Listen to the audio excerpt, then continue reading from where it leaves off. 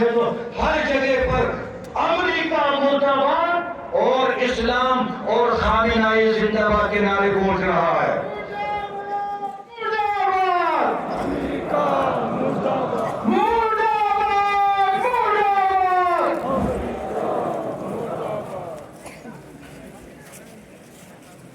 میں کچھ چیزات کے طرف آپ لوگوں کو توجہ دلاتا ہوں۔ محترم المقام حضرت آیت اللہ علی رضا اعرابی جو کچھ عرصے کے لیے قائم مقام رہبری کے فرائض بھی انجام دیے، انہوں نے بندہ حقیق کے نام ایک خط بھیجا ہے۔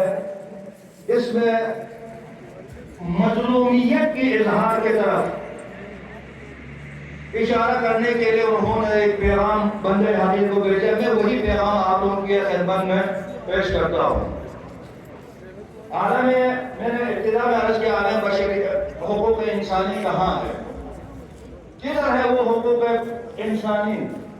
دنیا میں کہیں پر کوئی اگر کوئی ایک حیوان اگر وہ مارا جائے، وہ مارے، تو ان کے اوپر تو حقوق بشریت یا حقوق وائلڈ لائف کے نام پر ان کے اوپر وہ لوگ آواز بلند کرتے ہیں۔ میں ایک مثال دیتا ہوں۔